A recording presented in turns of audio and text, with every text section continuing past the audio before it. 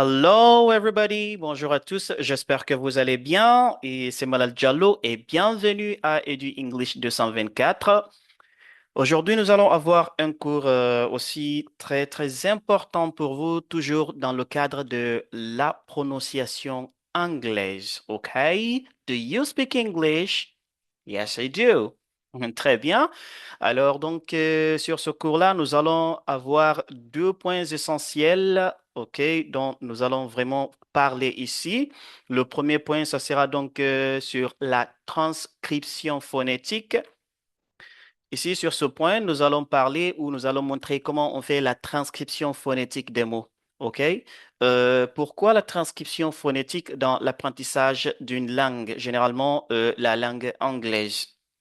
La transcription phonétique nous permet de savoir comment les mots sont prononcés parce que le mot que vous voyez écrit, la prononciation du mot peut être différente du mot que vous voyez. D'accord? D'où nous allons donc un peu parler de la transcription phonétique. Une fois que vous avez une certaine maîtrise de la transcription phonétique et vous aurez moins de problèmes, vous aurez moins de problèmes à pouvoir prononcer les mots parce que et une fois que vous voyez la transcription phonétique, vous saurez et vous allez un peu deviner la prononciation du mot. Et parfois même, vous pouvez prononcer le mot comme ça se doit, donc convenablement. Donc, ça sera le premier point que nous allons couvrir dans ce cours-là. Et le deuxième point sera donc l'accentuation en anglais. L'accentuation en anglais, ici, nous allons parler des deux cas. Nous allons parler de l'accentuation des mots, nous allons parler de l'accentuation des phrases. C'est quoi l'accentuation? Ici, nous allons parler un peu de l'accentuation parce que quand nous avons un mot, et généralement, un mot a au minimum une syllabe. OK? Et quand nous avons un mot qui a deux ou plusieurs syllabes, quelle est la syllabe sur laquelle nous allons nous focaliser pour mieux prononcer le mot. Donc, c'est dans cette partie-là, donc l'accentuation. OK? Et enfin, nous allons donner donc quelques astuces pour pouvoir vous aider à apprendre plus facilement, surtout à maîtriser la prononciation. Parce qu'une fois que vous avez une très bonne prononciation, vous aurez en fait, vous n'aurez pas du mal à comprendre non seulement les natifs quand ils s'expriment, quand vous les écoutez, mais aussi, vous allez avoir une prononciation ou bien une communication beaucoup plus appropriée ou une communication beaucoup plus naturelle. OK? Donc, nous allons justement commencer. Donc, nous allons parler d'abord de la transcription phonétique. Il y a une petite définition ici qui est importante à savoir. La transcription phonétique aide à comprendre comment prononcer correctement les mots en anglais. Voilà, donc la transcription phonétique, ça vous permet de savoir comment un mot est prononcé correctement. Et comme nous voyons ici, l'anglais écrit et l'anglais parlé sont souvent très différents. Donc, apprendre l'alphabet phonétique international, qu'on appelle IPA, International Phonetic Alphabet, est essentiel. Donc, nous avions déjà vu ce cours-là depuis le début, d'accord? Si vous n'avez pas suivi le cours sur la phonétique, je vous invite à pouvoir suivre la phonétique anglaise. Vous allez voir, vous allez apprendre beaucoup pour mieux savoir, pour mieux comprendre ce cours que nous sommes en train d'expliquer aujourd'hui. Très bien. Donc, vous voyez un peu, donc, comme on a dit, l'anglais écrit et l'anglais parlé sont souvent très différents. D'accord? Regardez, par exemple, nous avons trois mots d'exemple ici. Le premier mot, c'est cat. Cat, OK? Et vous voyez, voici ce qu'on appelle la transcription phonétique, les symboles que vous voyez entre les barres ici, ça c'est la transcription phonétique. Ça c'est la transcription phonétique. OK? Très bien. Et donc, les mots qui sont là, chacun de ces mots-là a juste une seule syllabe. On va voir ça. Quatre, regardez par exemple, on n'aura jamais la lettre C dans la transcription phonétique. De la transcription phonétique, ce qui veut dire que tous les mots qui vont commencer par la lettre C, d'accord, et que la lettre C soit prononcée comme donc, vous n'aurez jamais la lettre C dans la transcription phonétique. Donc, la lettre C sera remplacée par ce symbole. Cat. OK? Cat. Regardez, il y a une différence. Au niveau, il y a le A ici qui est A, mais ici on dit A parce que c'est la phonétique. D'accord? Il y a les lettres alphabétiques, il y a les symboles phonétiques. Donc, ce sont les symboles phonétiques qu'on utilise pour faire la transcription des mots. On peut faire la transcription d'un seul mot, on peut faire la transcription d'une phrase, comme aussi on peut faire la transcription d'un paragraphe et ainsi de suite. Le deuxième mot, c'est le mot dog. Dog, vous voyez ici, ici au niveau de la transcription phonétique, la seule différence ici, c'est la voyelle qui est là, c'est seulement ça, sinon D est représenté par ce symbole, d'accord, et G est représenté par ce symbole, c'est presque pareil, d'accord, entre ici les lettres alphabétiques et les symboles phonétiques. Le troisième mot, regardez par exemple où le TH est prononcé comme le symbole que vous voyez ici. On a déjà vu ça. Vous mettez la langue entre les dents et puis vous sifflez de l'air sans pour autant émettre de la voix parce que ici, ce symbole-là, c'est une consonne sourde ou bien une consonne non voisée. On dit think, think, think. Think, OK? Voici la transcription phonétique. Ça, c'était juste un petit exemple. Et nous allons donc continuer. Voilà. Donc, nous avons ici le tableau phonétique, d'accord, qui regroupe les 44 phonèmes. Ce sont ces symboles à l'intérieur ici qu'on appelle phonèmes. Dans la phonétique, on les appelle des phonèmes. Et plus précisément, nous, on va les appeler des symboles phonétiques pour mieux comprendre. Et vous voyez, il y a des symboles ici, par exemple, le tableau est divisé en trois parties. Voici la première partie. Et ici, vous avez des symboles qui ont 2 points. Il y a des symboles qui n'ont pas 2 points. Les symboles qui ont 2 points, ce sont donc des symboles de voyelles longues. Les symboles qui n'ont pas de points, ce sont des symboles de voyelles courtes, comme on a déjà vu ça. La deuxième partie, ce sont les symboles de voyelles qu'on appelle diphthongs. Ici, c'est l'association de deux symboles de voyelles, d'accord, qui donnent ce qu'on appelle diphthongs, OK? Et ici, la dernière partie concerne les symboles des consonnes, d'accord? Ici aussi, les consonnes, nous avons des consonnes sourdes, nous avons des consonnes sonores. Donc, je vous invite à suivre les premiers cours pour mieux savoir ce dont nous parlons ici. Et à ce côté, nous voyons ici, il y a donc sous forme d'une apostrophe et d'une virgule. Et ces deux éléments nous permettront donc de savoir nous permettront de savoir ici, par exemple, si vous avez un mot à prononcer, sur quelle syllabe se focaliser, sur quelle syllabe se focaliser. Ce symbole que vous voyez ici comme l'apostrophe, ça c'est l'accent principal ou bien l'accent primaire. Et le symbole que vous voyez ici comme une virgule, ça c'est l'accent secondaire, OK? En plus, nous voyons ici des flèches. Il y a une flèche qui tend vers le bas et il y a une flèche qui tend vers là haut. OK? Et il y a une flèche qui continue. Donc, ces flèches-là nous permettront aussi de pouvoir savoir ce qu'on appelle l'intonation. D'accord? L'intonation, donc, le cours qu'on verra très prochainement. Très bien. Donc, sans plus retarder, nous allons donc, voilà. Vous voyez ici, nous avons donc un petit tableau ici de 3 colonnes. La première colonne, c'est son, le son, d'accord? Ce sont les symboles phonétiques qui sont de ce côté-là, comme on a dit, son ou bien symbole. La deuxième colonne, c'est exemple. C'est l'exemple dans lequel vous allez avoir vous allez entendre plutôt les mêmes sons qui sont là. Donc, qu'on appelle spelling, ça, c'est le mot qui est écrit, ça, c'est la représentation de mots. Et transcription, donc ça, c'est la transcription phonétique et c'est comme ça, le mot est transcrit. Les mots qui sont ici, c'est comme ça, ils sont transcrits. Ça, c'est ce qu'on appelle la transcription phonétique. Et c'est ça la prononciation. Comme j'ai l'habitude de le dire, quand vous voyez un mot, disons le mot que vous voyez, le spelling, ça c'est la représentation du mot. Et donc, la prononciation, la transcription phonétique, c'est ça, donc, le mot, la prononciation du mot. Ici, on va dire, donc, c'est la forme du mot et ici, c'est le fond. Donc, la forme veut dire la représentation du mot, la façon dont le mot s'écrit. Et le fond, donc, ça, c'est la prononciation, d'où la transcription phonétique.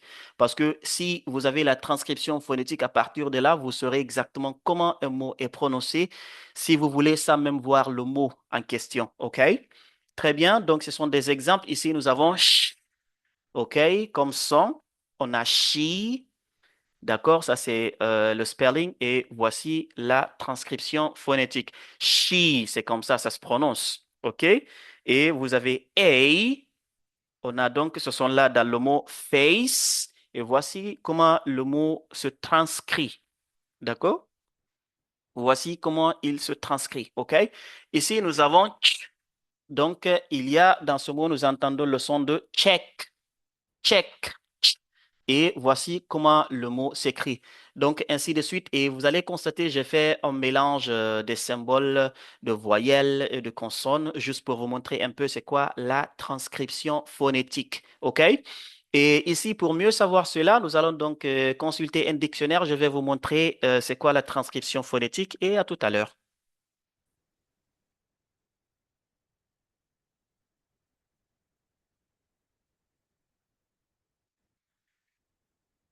Très bien. Donc, nous voici sur l'écran. L'écran, donc, on va chercher Cambridge, Cambridge Dictionary. Voilà, nous avons ici Cambridge Dictionary. On va partir.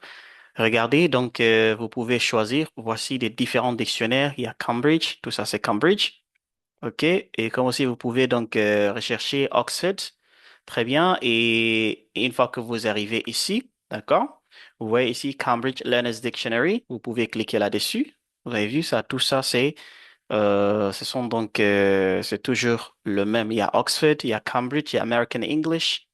Il y en a plein, plein, plein, donc, des dictionnaires qui pourront vous aider. OK, OK, pour faire donc vos recherches. Très bien. Et par exemple, quand nous venons sur Cambridge ici, voilà, on va juste rechercher quelques mots. Voilà, voici donc, nous sommes sur l'interface. OK. Donc, je vais dire quoi? Je vais dire ici. Je vais écrire dog. On va rechercher le mot dog. Voilà, donc dans la barre de recherche, j'ai recherché le mot dog. Regardez, ça c'est le spelling, donc ça c'est l'écriture du mot. Et ça c'est la transcription phonétique du mot. D'accord? On va dire dog. Donc le mot est un nom, noun. Vous voyez, si c'est un nom, vous allez voir c'est écrit ici noun. Si c'est un adjectif, vous allez voir adjective. Si c'est un adverbe, vous allez voir adverb, ainsi de suite. Donc, le mot, c'est dog. On va donc écouter. Voici là où vous allez cliquer pour avoir la prononciation. dog, Vous entendez? dog, Dog. dog, Dog. Donc, c'est un nom. OK? Dog. Voici la transcription phonétique. Et en bas, c'est marqué ici, an animal with fur, four legs and a tail that is kept as a pet. OK? Très bien. On va donc essayer de rechercher un autre mot, par exemple, je vais dire, je vais écrire cet adjectif-là, beautiful. Voilà, vous voyez ici, donc ça c'est le spelling, beautiful. Vous avez comment c'est écrit et c'est marqué ici adjective. D'accord? Adjective. Et vous voyez comment la transcription phonétique, je vais essayer d'agrandir un peu, vous voyez, la transcription phonétique, c'est ça. Et vous voyez donc l'apostrophe qui est venue, donc ça veut dire quoi? Nous devons nous focaliser sur la première syllabe. OK? Vous avez vu beautiful. Beautiful. OK? Nous allons nous focaliser sur cette première syllabe-là. On va donc écouter la prononciation. beautiful, beautiful, Beautiful, beautiful, OK? Voilà, voici comment vous allez donc rechercher les mots, OK? Voici comment vous allez rechercher les mots.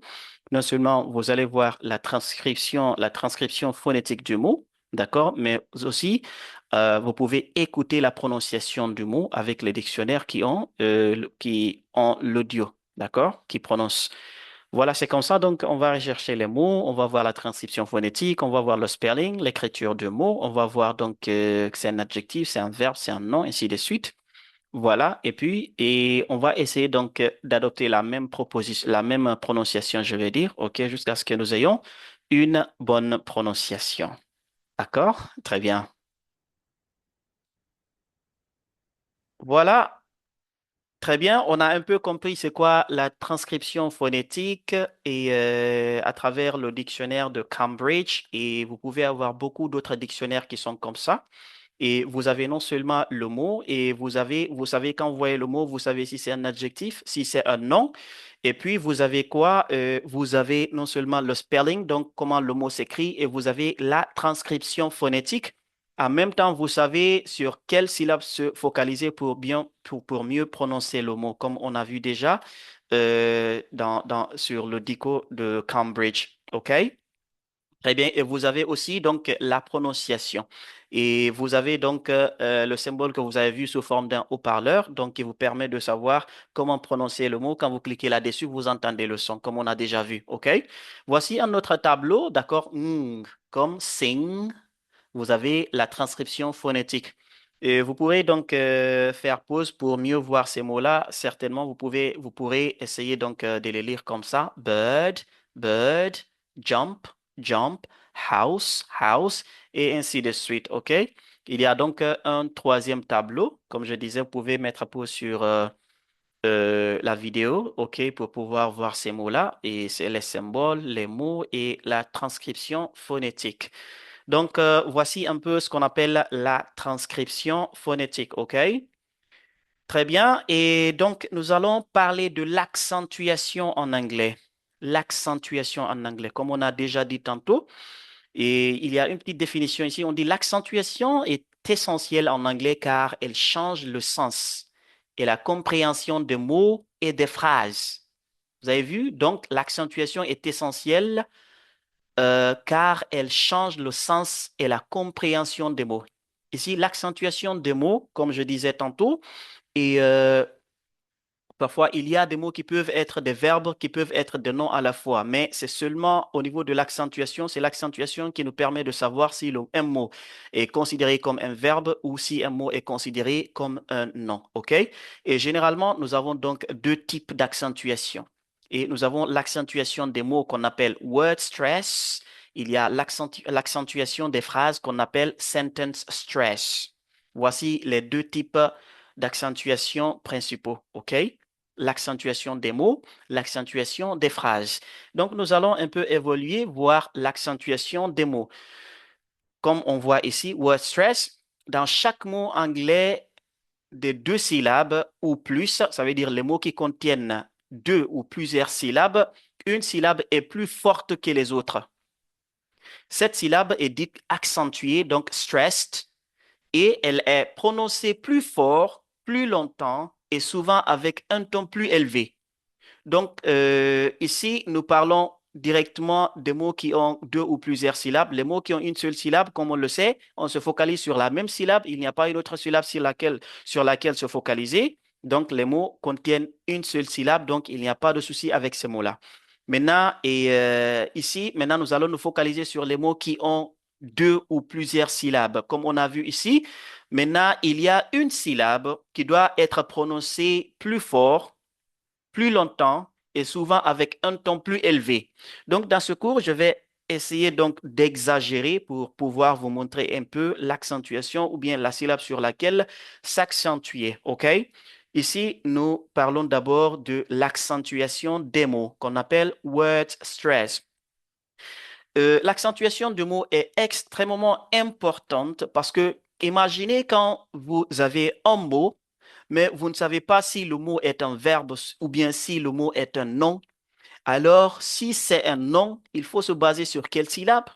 Il faut s'accentuer sur quelle syllabe? Ou bien si c'est un verbe, sur quelle syllabe s'accentuer?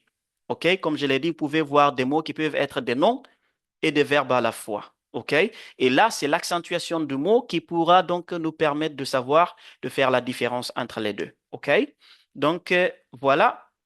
Et nous allons donc avoir ici des règles générales. Et comme on sait que quand il y a des règles, quand on parle de règles générales, certainement, il y a des petites exceptions qui viennent.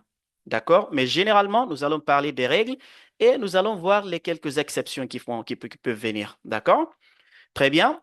Regardez, on dit d'abord, ça c'est le premier point, la plupart des mots ou des noms, je vais dire, la plupart des noms et adjectifs de deux syllabes sont accentués sur la première syllabe. Ici, nous avons des mots de deux syllabes.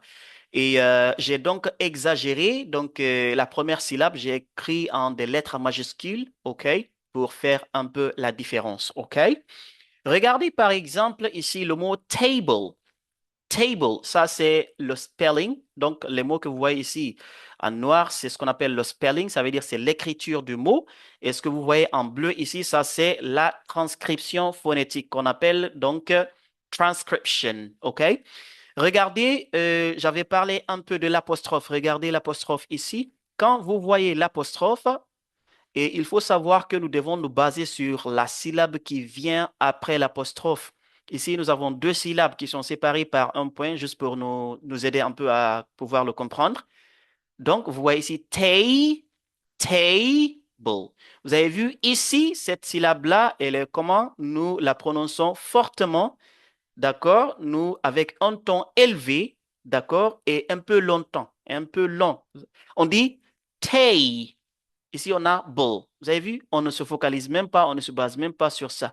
Vous voyez ici, ça c'est le choix qui veut dire que le choix a remplacé ici cette partie-là, bull, qui veut dire que on ne se base pas sur la deuxième syllabe, mais plutôt sur la première. Et dès que vous voyez l'apostrophe, dès que vous voyez l'apostrophe ici, sachez que nous devons nous baser sur la syllabe qui vient après l'apostrophe, ici, justement ici. On a donc table. On ne va pas dire table, non, on va dire table.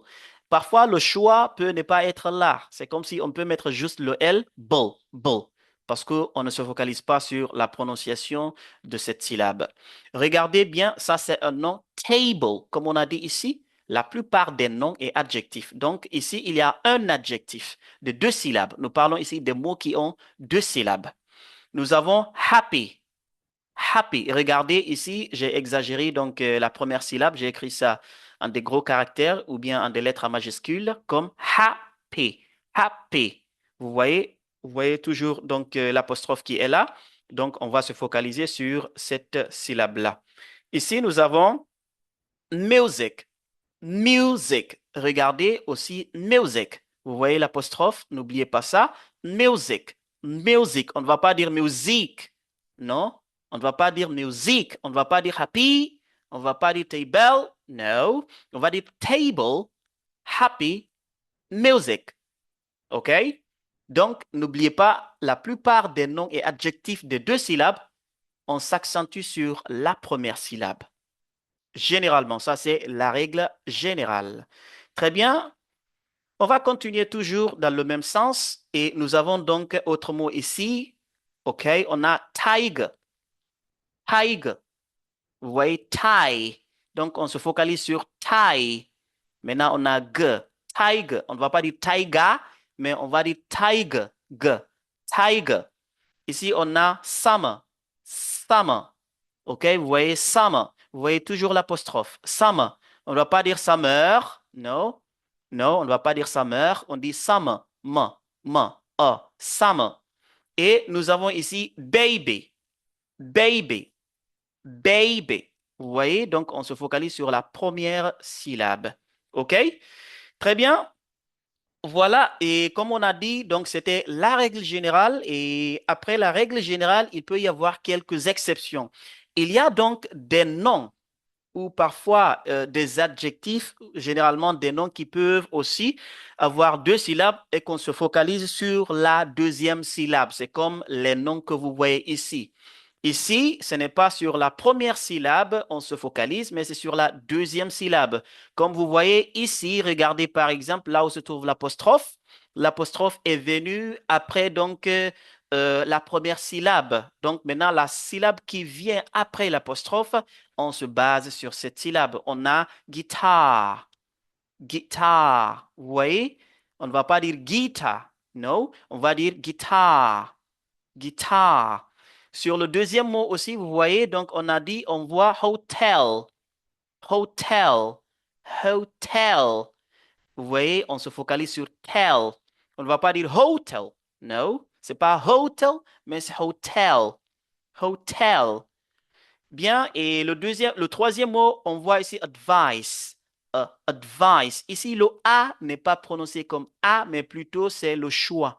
Pourquoi? Parce que ici, le A a un son faible. Comme on a dit, le choix, c'est le symbole phonétique le plus faible. et le plus utilisé dans l'anglais britannique. OK? Voilà, regardez, on a advice, advice. On se focalise sur advice, advice. Guitar, hotel, advice. Très bien. Voilà, il y a aussi d'autres mots qui sont là. Toujours, nous sommes dans l'exception, OK? Ici, on va dire mistake. C'est pas mistake. Non, mistake, mistake, mistake. Vous voyez l'apostrophe? Donc, basez-vous sur la syllabe qui vient après l'apostrophe. Ce n'est pas avant, mais plutôt après l'apostrophe. D'accord? On a mistake. On a today. Today. On ne va pas dire today. To. Vous voyez, le TO, c'est te. On a le choix. Today. Today. Ce n'est pas today, mais plutôt today. Today. Bien, ici, on a event. Event. C'est pas event, non. Event. Event. L'apostrophe. Il faut toujours voir l'apostrophe. Donc, une fois que vous avez un mot dont vous ignorez la prononciation, vous ne savez pas est-ce qu'il faut se baser sur la première syllabe ou est-ce qu'il faut se baser sur la deuxième syllabe. Écrivez le mot dans un dictionnaire qui a la transcription phonétique. À partir de là, vous saurez exactement sur quelle syllabe se focaliser, se baser pour mieux prononcer le mot. OK? On a event, event. OK? Très bien. Ça, c'était donc les exceptions. OK? On va donc continuer. Il y a le deuxième point. On a la plupart des verbes de deux syllabes sont accentués sur la deuxième syllabe. La plupart des verbes de deux syllabes sont accentués sur la deuxième syllabe. Ici, contrairement aux noms et aux adjectifs, généralement, dont on doit se focaliser sur la première syllabe, donc les verbes de deux syllabes, ici, nous nous focalisons sur la deuxième syllabe. Ça, c'est la règle générale. OK? Regardez, par exemple, ici aussi, j'ai donc toujours exagéré pour que vous sachiez sur quelle syllabe se focaliser. Regardez, on dit begin. Regardez, vous avez toujours l'apostrophe ici qui va toujours nous aider à savoir sur quelle syllabe se baser. OK? Donc, on a begin, begin, begin. On a relax, relax, relax. Généralement, le E que vous voyez ici, cette lettre-là, si généralement, je dis bien, si la lettre là, elle n'est pas accentuée, généralement, elle a un symbole de I court, le son de I court, généralement. OK? Voilà. Donc, on a begin, on a relax. C'est pas begin, non? On dit begin, begin. On a relax, relax. C'est pas relax, non? On dit relax. On a explain, explain, explain. Vous voyez? Donc, on se focalise sur la deuxième syllabe, les verbes qui ont deux syllabes. Ça, c'est la règle générale. Nous allons donc continuer. Et ici, nous avons donc une exception maintenant à la règle générale. Et comme on a dit sur les verbes de deux syllabes, on se focalise généralement sur la deuxième syllabe. Et contrairement à ces verbes qui sont là, qui sont une exception à la règle générale, regardez ici ces verbes-là, on se focalise sur la première syllabe. Sur la première syllabe. Regardez, par exemple, on dit cover. Cover. Vous voyez l'apostrophe? Cover.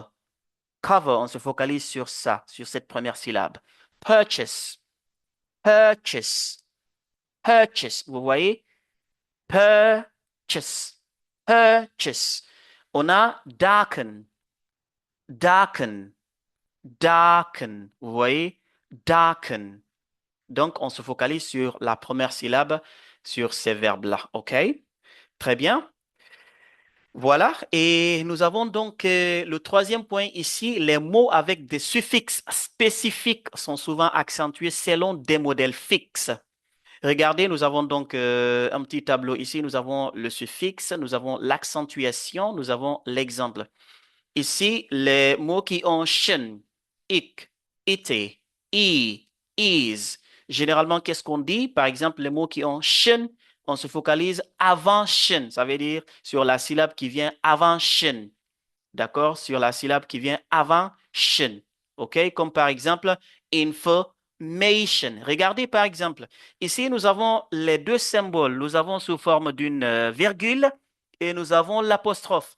Le premier mot ici, là, c'est ce qu'on appelle, ça, c'est ce qu'on appelle l'accentuation secondaire et nous avons l'accentuation principale ou bien l'accentuation ou l'accent primaire. Nous avons l'accent secondaire. Mation, information. OK?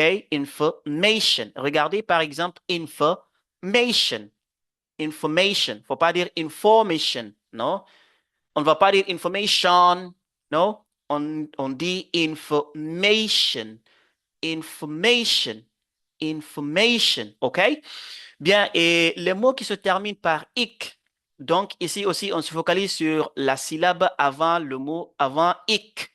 Par exemple, dramatic, dramatic, dramatic, hein, dramatic. Donc, matic, dramatic. Vous voyez, on ne va pas dire dramatic, non. Ce n'est pas comme le français. Vous savez, en français, on dit dramatique, dramatique. Donc, tous les symboles de voyelles ont la même prononciation. D'accord? Même accentuation. Mais en anglais, c'est totalement différent. On dit dramatic, dramatic, dramatic. Regardez le choix qui remplace ici le A, parce que le A ici a une faible prononciation. D'accord? C'est pourquoi on dit dramatic. Et regardez donc l'apostrophe, vous vous focalisez sur euh, donc la syllabe après donc l'apostrophe. OK? Dramatic. Et nous avons aussi les mots qui se terminent par it comme suffixe. It, on se focalise aussi on se focalise donc sur la syllabe avant it. Regardez electricity, electricity, electricity. OK? Electricity. OK? Regardez par exemple en anglais, une seule lettre peut être une syllabe. Regardez par exemple electricity. Regardez. Ça et seulement ça constitue une syllabe. OK? Et ça, c'est une autre syllabe, like, mais electricity. OK? Vous voyez? Donc, electricity. Normalement, il y a ici d'abord l'accent secondaire, là où on ne se focalise pas trop, mais on se focalise sur l'accent primaire. Electricity. Electricity. OK? Et les mots qui ont I, ça veut dire qu'on suffixe I, on se focalise sur le I. Regardez, employee, employee, on peut dire employee, employee, OK? Employee. Et les mots qui se terminent ou qui ont le suffixe is, on se focalise sur is comme Japanese. Ici aussi, vous avez l'accent secondaire qui vient ici, Japa. Et puis, on se focalise sur knees, is, Japanese. Japanese, information, dramatic, electricity, employee, Japanese. OK? Très bien. Voilà. Et nous avons donc le quatrième point qui parle ici des mots qui sont composés, compound words ou compound nouns. Nous avons les mots composés qu'on appelle compound words ou compound nouns suivent des règles spécifiques. Maintenant, les mots composés, généralement, on se focalise sur le premier élément. En ce qui concerne les non composés, les non composés, généralement, nous avons deux mots qui composent ou bien deux mots qui sont associés pour donner un seul nom. C'est ce qu'on appelle non composé. Regardez par exemple, on a air, on a plane. Maintenant, quand on combine les deux, on obtient a compound noun ou bien a compound word. Airplane. Donc, on se focalise sur le premier élément, ça veut dire sur le premier mot qui est là, air. Airplane. Regardez. Airplane. On ne va pas dire airplane, non? Airplane. Newspaper. Newspaper. Newspaper. On a bedroom. Bedroom. On a news, on a paper. On se focalise sur news, paper. On a bedroom. Bedroom. Regardez, il y a toujours l'apostrophe ici. D'accord? On se focalise sur cette syllabe-là. Ici, on ne se focalise pas trop parce que ça, c'est l'accent secondaire. Ici aussi, c'est l'accent secondaire. Donc, paper, paper, newspaper, airplane. OK? Ça, ce sont les noms ou les mots composés. OK? Très bien. On va donc continuer. Voilà, maintenant en ce qui concerne les verbes composés, les mots composés, compound words toujours, mais cette fois-ci, nous allons parler des verbes composés l'accent est sur le deuxième élément. Ici aussi, nous avons des verbes composés, d'accord? Regardez par exemple, understand. Quand on coupe ici, on peut avoir stand, on peut avoir come, on peut avoir feel. Vous voyez? Understand. Ici, contrairement aux non composés, les verbes composés, on se focalise sur le deuxième élément. Le deuxième élément, understand. Regardez, understand. Vous voyez? Il y a l'accent secondaire, là où on ne va pas s'attarder trop, mais on s'attarde sur l'accent primaire. Understand. Understand. Ici aussi, on a overcome. Overcome. Overcome. Ici aussi, vous voyez, la lettre O seulement constitue presque une syllabe. O. Maintenant, on a the, on a come. On se focalise sur come. Overcome. Overcome. Et nous avons fulfill. Fulfill. Fulfill. Vous avez vu, on se focalise sur la deuxième syllabe. Fulfill. Donc, ça, ce sont les verbes composés. OK? Très bien. Voilà. Et donc, nous voici sur l'accentuation des phrases. Cette fois-ci, on a fini avec l'accentuation des mots. Nous sommes sur l'accentuation des phrases. Sentence stress. Veuillez suivre ça très bien, sinon vous risquez de mélanger. Vous risquez donc de tout mélanger et ça sera beaucoup plus, vous serez confus. D'accord? Vous serez confus.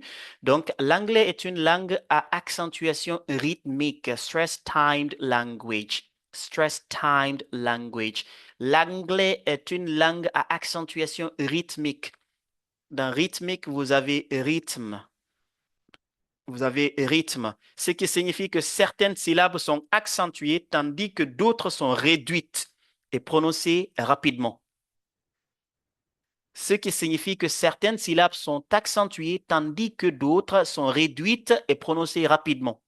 Vous voyez? Donc, quand vous avez une phrase, il y a les mots sur lesquels s'attarder, il y a les mots sur lesquels on ne s'attarde pas. On continue. OK? Et nous allons voir ça tout à l'heure. Donc, on va continuer. Et nous aurons donc quelques règles très importantes pour pouvoir mieux le faire. Donc, on continue toujours. Le premier point, on dit les mots de contenu sont accentués. Ce sont les mots qui portent le sens principal. Dans une phrase, vous avez ce qu'on appelle les mots de contenu, généralement qu'on appelle content words. Content words, parce que ce sont les mots-là qui portent le sens principal. Une fois que vous prononcez ces mots-là, vous avez un sens. Ça donne un sens à la phrase. Donc, nous allons voir l'importance de ces mots qu'on appelle les mots de contenu. Ils sont généralement accentués à l'oral en anglais. Donc, à l'oral, nous parlons ici de la communication orale. Donc, dans les conversations, vous allez entendre ces mots qui sont accentués. Les mots de contenu sont accentués dans les conversations. D'accord? Deuxième point, ils aident les apprenants. Donc, ils vont vous aider à comprendre l'idée principale de la phrase qui est émise, qui est donnée par peut-être euh, celui qui vous parle. OK? Le troisième point, ils sont plus faciles à mémoriser car ils ont plutôt un sens clair. Ils ont un sens clair. On va voir ces mots qu'on appelle les mots de contenu ou bien content words. Ce sont sur les mots là qu'on s'accentue dans une phrase. Quand vous avez toute une phrase, il y a ces mots-là sur lesquels vous devez vous accentuer. Cela va donner beaucoup plus de sens et cela va vous donner une bonne compréhension et vous aurez donc une idée générale parce que les mots ont un sens clair. OK? Nous allons donc voir cela. Voilà. Donc, les mots de contenu sont les noms, les verbes principaux, les adjectifs et les adverbes. Vous allez entendre une bonne prononciation de ces mots-là dans les différentes conversations quand vous parlez avec les gens. Et généralement, quand vous écoutez les natifs, vous allez entendre ces mots. Donc, les noms, ici, nous allons parler de n'importe quel type de nom, que ce soit le nom d'une personne, d'un animal, d'une chose, d'une idée, ainsi de suite. Il s'agit juste que ce soit un nom, que ce soit un nom commun, un nom propre, un nom abstrait, un nom concret, ainsi de suite. Comme on a ici dog, table, house. Par exemple, quand vous avez ces mots-là dans une phrase, vous allez entendre la prononciation de ces mots. OK? En plus, nous avons les verbes principaux. Un verbe principal dans une phrase, c'est le verbe qui joue. En fait, c'est le verbe, c'est ce qui montre l'action. Et ici, les verbes principaux peuvent être des verbes d'état, ça peut être les verbes d'action. Ça veut dire quand vous enlevez le verbe dans la phrase n'a aucun verbe. Ce sont ces verbes-là qui sont les verbes principaux de la phrase. OK? Parce que nous avons des verbes principaux, nous avons des verbes auxiliaires. Ici, nous parlons des verbes principaux. OK? Par exemple, eat, sleep, go, think, ainsi de suite. Ici, nous parlons, comme je l'ai dit, les verbes principaux. Ça peut être les verbes d'état, comme nous le savons. Il y a les verbes d'état et les verbes d'action, quel que soit l'état du verbe. OK? Mais si le verbe constitue le verbe principal de la phrase, on doit s'accentuer sur le verbe. C'est ce qu'on appelle ça, c'est un mot de contenu. Après cela, nous avons les adjectifs. Adjectifs qualificatifs, généralement, les adjectifs, nous savons, nous avons beaucoup de types d'adjectifs. On se focalise sur les adjectifs, OK? Dans une phrase, si vous avez un adjectif, vous focalisez sur l'adjectif parce que, comme nous savons, les adjectifs, ils viennent pour décrire un nom qui l'accompagne généralement, OK? Par exemple, happy, big, beautiful. En plus, nous avons les adverbes. Les adverbes. Et vous savez, il y a beaucoup de types d'adverbes, adverbes de fréquence, adverbes de lieu, adverbes de temps, ainsi de suite. OK? Comme par exemple quickly, never, always. Ici, les mots-là, on se focalise sur les mots, sur ces mots-là dans les différentes phrases. Voici les mots qui constituent les mots de contenu sur lesquels nous devons beaucoup plus nous accentuer dans les phrases. OK? Bien, on va continuer. Voilà, donc après cela, nous avons les mots grammaticaux ou bien les mots de fonction. Donc, les mots grammaticaux ou les mots de fonction sont réduits plutôt. Ce sont des mots plus courts qui servent à relier les phrases, souvent non accentués. Et l'importance de ces mots-là, les mots grammaticaux, imaginez si vous ne connaissez pas, vous ne savez pas la structure d'une phrase. Qu'est-ce qui vous permet à savoir, à connaître la structure d'une phrase? Ce sont ces mots grammaticaux ou bien ces mots qui sont appelés les mots de fonction. Parce que ce sont ces mots-là qui vont assurer la structure grammaticale d'une phrase, comme on dit sujet, verbe, objet. Donc, ce sont les mots-là qui vous permettent de le faire. Et en plus, ils facilitent la fluidité et la clarté du discours. Imaginez si les phrases ne sont pas bien établies. Imaginez donc la compréhension ne sera pas là. Et aussi, il n'y aura pas de fluidité, il n'y aura pas de clarté dans le discours. Quand quelqu'un est en train de parler par-ci, par-là et que les phrases ne sont pas structurées, les phrases ne sont pas bien données, ça veut dire vous ne saurez pas exactement de quoi la personne est en train de parler. Et même la personne elle-même parfois aura du mal même à faire un discours.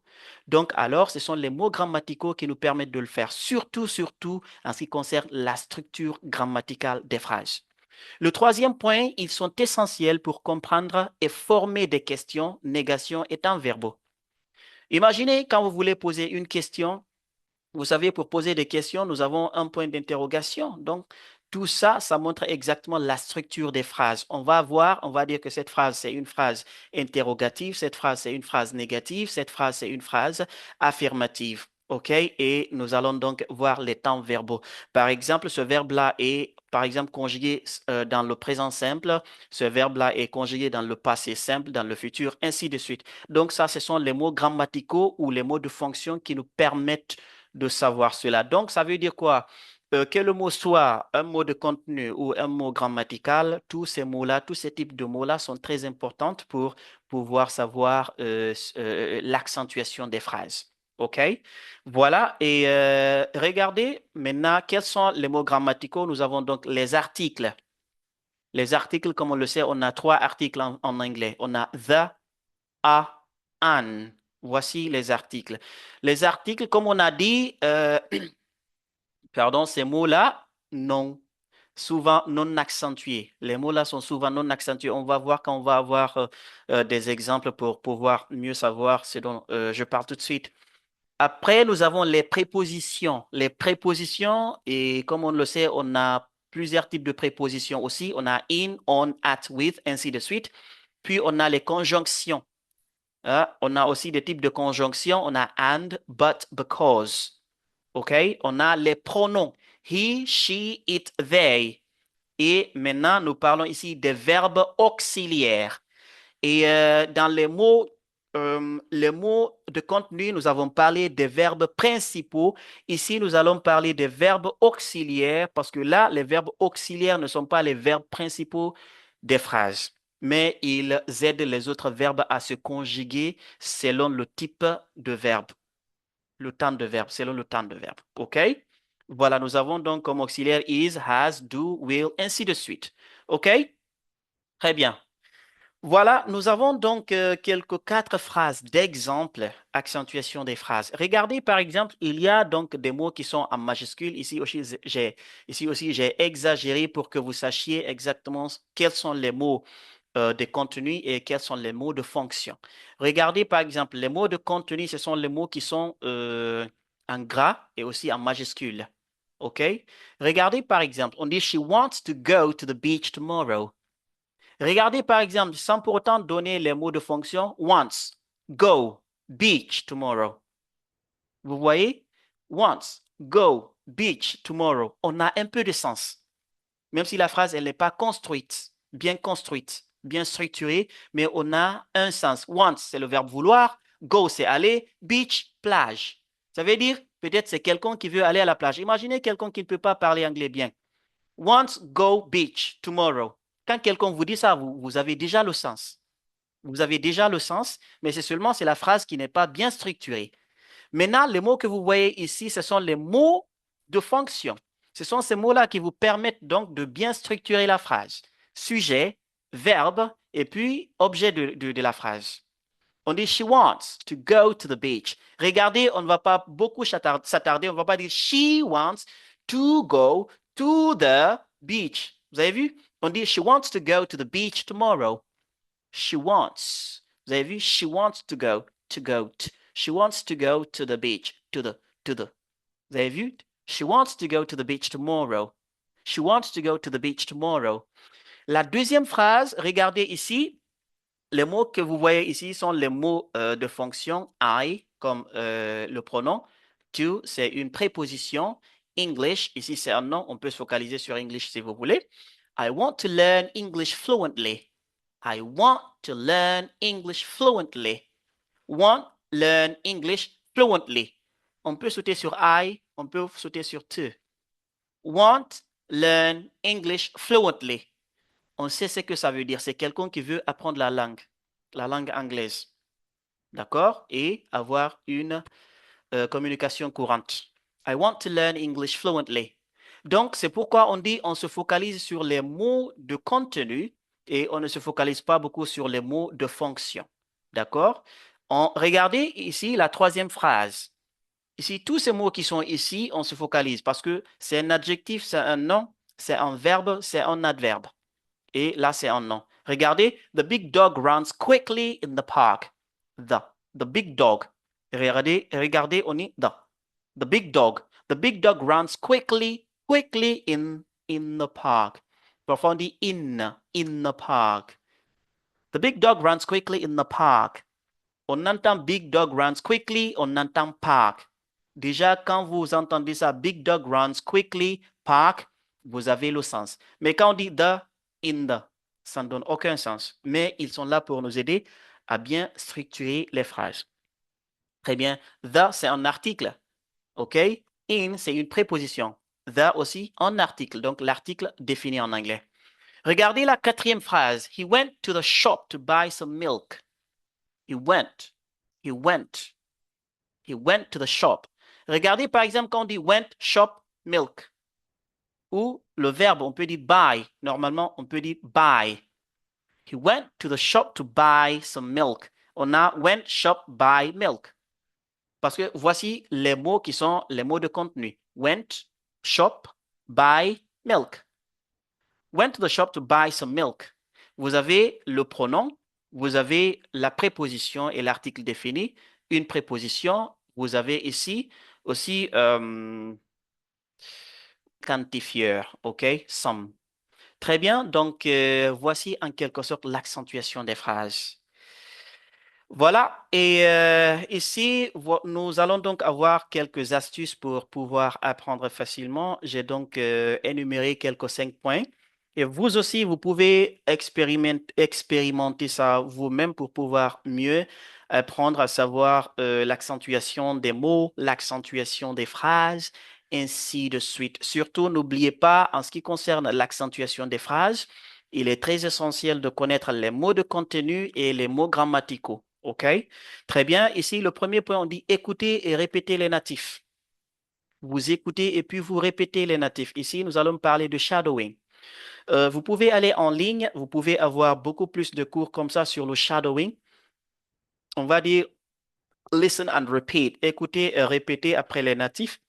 D'accord? Non seulement si vous écoutez et puis vous répétez après les natifs, vous allez avoir une bonne prononciation. Vous allez savoir aussi l'intonation. D'accord? Voilà.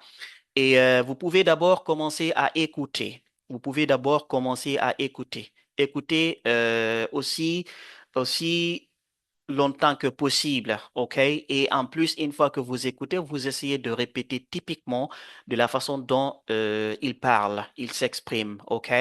Très bien. Il y a des cours adaptés à ça. Très bien. Le deuxième point, marquez l'accentuation dans vos notes. Imaginez quand on vous donne un verbe ou bien un mot, on vous dit maintenant le mot peut être un verbe, ça peut être un nom.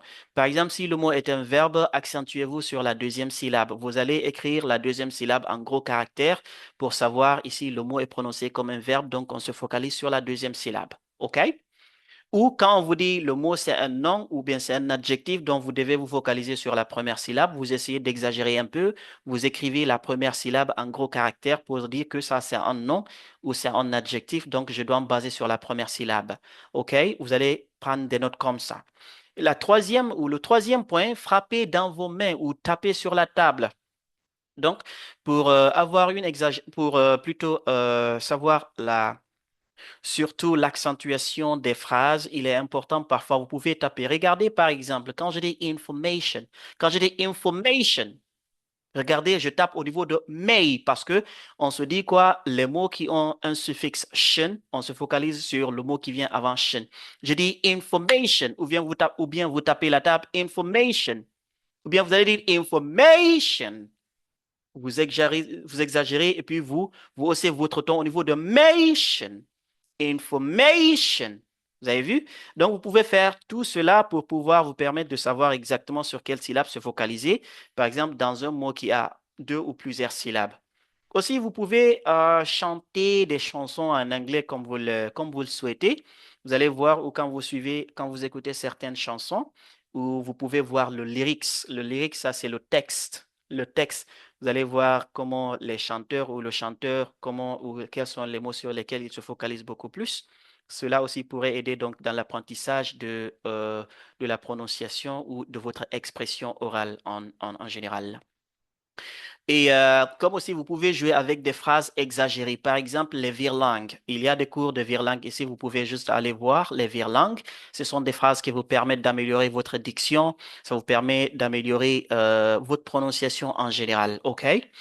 Très bien. Donc, voici, c'est la fin de ce cours. J'espère bien que vous avez aimé et s'il vous plaît, veuillez donc aimer la vidéo et la partager et si vous trouvez vraiment cela utile. Et j'en suis sûr que vous trouverez ce cours très utile. Et c'est Malal Diallo qui était avec vous. Je vous dis merci beaucoup et rendez-vous très prochainement sur le prochain cours. Ça sera sur l'intonation. Donc, un autre point très essentiel dans la prononciation ou dans la communication orale, généralement. Je vous dis donc, take care, prenez soin.